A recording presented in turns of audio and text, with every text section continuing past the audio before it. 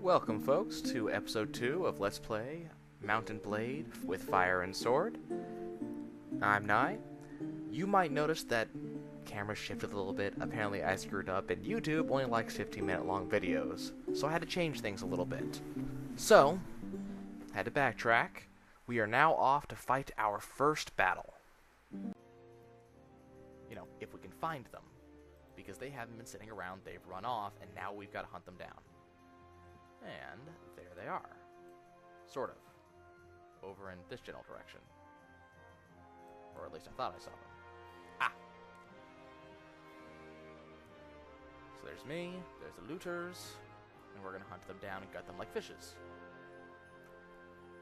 And now we're going to have a little chit-chat, where I tell them that they're jerks and we're going to gut them, and they respond. And now we have our options. Charging the enemy lets me fight alongside my troops.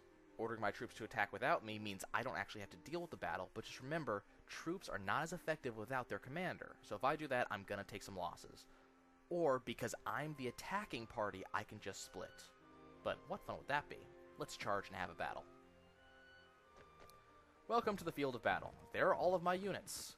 I can give them individual orders, but honestly, it's probably not gonna be that helpful. So I'm just gonna make sure the cavalry does not rush off and get themselves killed by these looters. Honestly, it happens more than you'd think. If you look in the lower right-hand corner, you can see that I have a pistol equipped, and you can also see the frame rate lagging.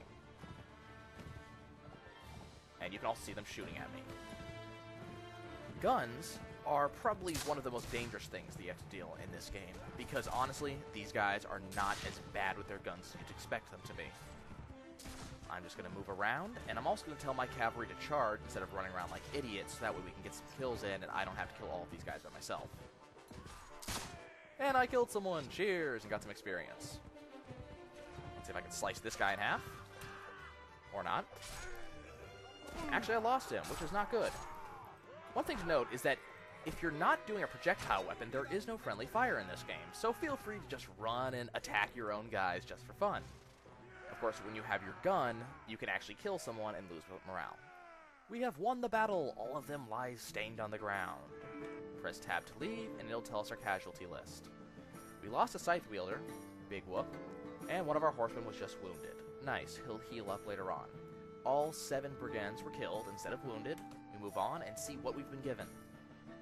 Looted off their bodies, we have a cracked handmade firearm. I like firearms, I'm going to keep that. A tattered hat gives me more armor, and then if I need it, I have a chipped carpenter axe, and a lot of random stuff. Note that in the items actually have various wear and tear they can have. Ragged and tattered, and then up here, hardened boots.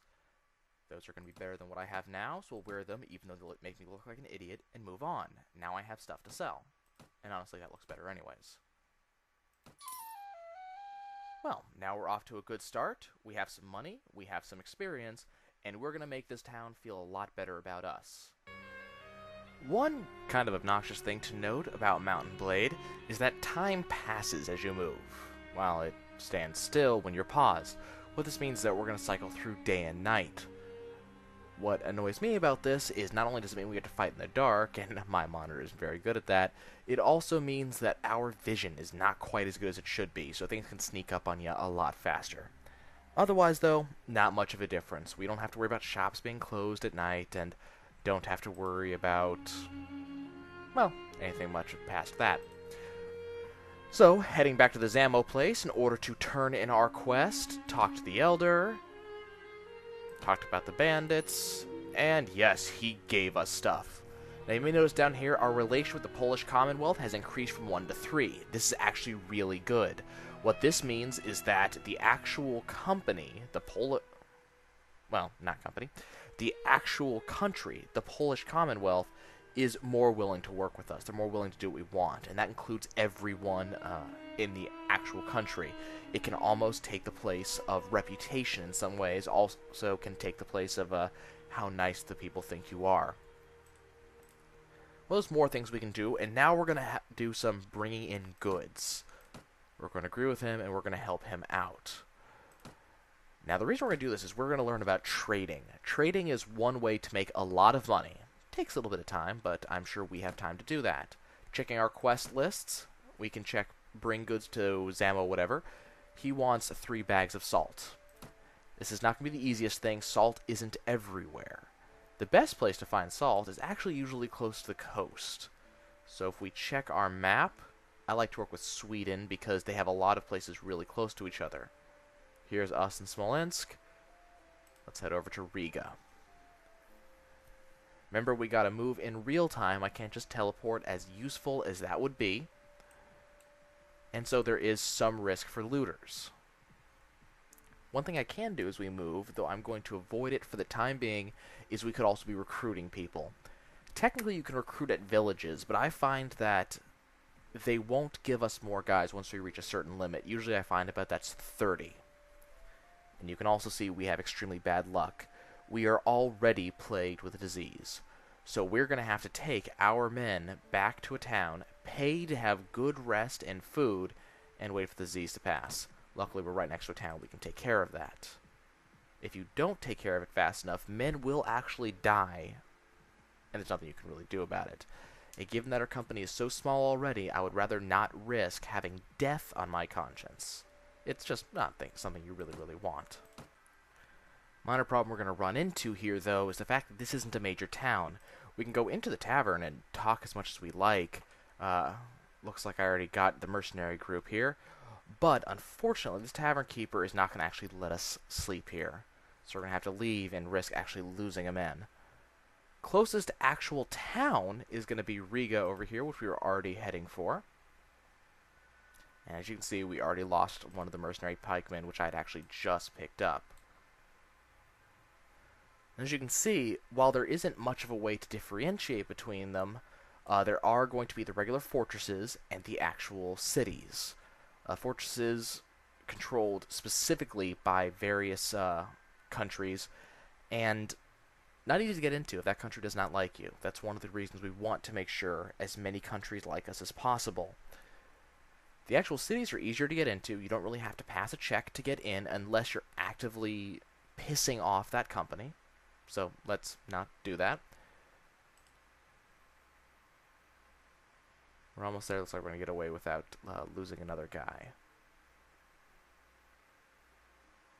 Now we're in an actual city. You can see the menu is ever so slightly different. Go to the tavern. And here we have quite a lot of guys. With the light cavalrymen, we're going to ignore him because we don't really need cavalry right now. But some of these other guys are going to be rather important.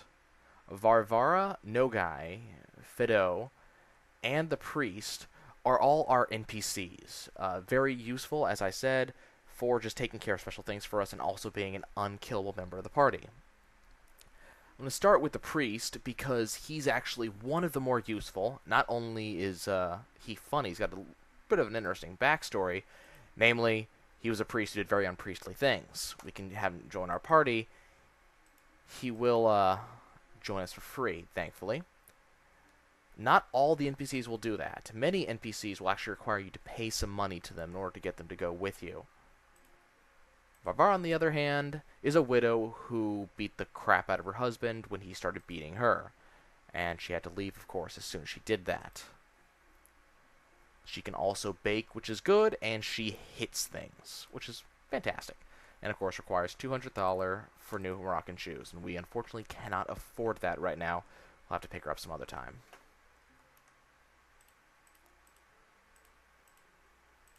Fido requires 400, which we also can't. So we'll talk to the tavern keeper. And we're going to spend the night for $25 and just wait for the pop-up saying that we have cured us of gout.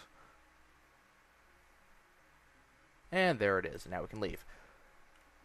What we're also going to do is we're going to check the marketplace and sell some things that we already have. Our tutorial about trade, we really don't need that. On the right hand, of course, all of our stuff. Left hand, all the stuff the shop has. And if you can see, we actually have to spend a decent amount to get even a bad item. Even bent arrows are going to be 136, whereas the best we're going to sell with our chipped carpenter axe is going to be 22 there, 20 here. We're just going to get rid of as much of this as we possibly can do without. Thankfully, we were given a couple trading items from that one quest. Flour we can eat, of course, but we can also sell it for a decent profit. Wheat we'll keep so that way our troops have something to eat. And in fact, because we have a second one, we're just going to get rid of that too. Village Boots will keep for an NPC, because that is some decent leg armor. And Flower will keep just to keep morale high. So we're going to get $579 for all of this. Now, one option we have is to go and actually pick up another NPC. This is actually not a bad idea. Instead, though, I'd advise going to talk to the mayor, because if you talk to him about trade, we can actually send caravans to other cities. Right here, each unit of smoked fish we buy from these guys is going to cost us 10, and we can sell them at, say, Vilna for 76, or Revel for 9. So we want to go to 76 to make a profit. Just right here, we can see the close cities and know what their selling prices are. Pretty quick that way. If we have a decent amount of merchant skill, of trading skill, we can actually go into the marketplace and choose to assess prices and see what far-off cities are useful, what we could sell for there. Problem with that is you have to have a decent-sized mercenary company to actually keep the traders safe. So we're just going to go with Vilna, choose how many we want to buy. We're going to do a great caravan, 20 goods for only $200 Thaler. Unfortunately, we have to have guards, so we're just going to pay 100 for 2 guards. We'll be the guards for this one, and we'll leave. And you can barely see it, but right in here is our merchant caravan. We're just going to accompany them, and we're going to start moving. Hopefully the fact that we are here is going to discourage any would-be bandits from screwing with it. It may come to blows, unfortunately, if any of them are larger than, say, 13 strong. Hopefully, though, we're not going to have to deal with that. You'll also see running around the foragers. They're not really going to do much to us. They're really more just a random NPC unit that runs around. Mostly if we're having a war, they could be an issue. Or they could be an easy kill in order to rack up some money or experience, what have you. You'll also see patrols running around, scouts running around, all of which mainly for the same thing. We're slowly rounding. Do keep in mind also that when it is night, like it is now, you actually move slower because you, of course, can't see as far ahead of you. That's going to be changed. That speed will be changed by your actual pathfinding skill. But also because we're working with a merchant caravan whose speed is only 2.3, we're only going to be running as fast as they are. And there's those brigands we didn't want to deal with. We have more units in them, so they're just going to run away. We have reached Vilna, and we have run a profit of $1,700 Thaler. Keep in mind this does not actually count how much we actually spent. 200 for the goods, plus 100 for the guards. We actually made 1,400, which is not bad at all. Keep in mind, for our mercenary company, to pay their wages, we're only paying $79 Thaler total. Well, we've made a good amount of money. We're getting ready, and we're going to hire some more units, and we even dealt with some sickness as well. Good place to stop. Next time, we're going to see about building this mercenary company as big as we can, and then getting ourselves an actual contract. This is Nye, signing off.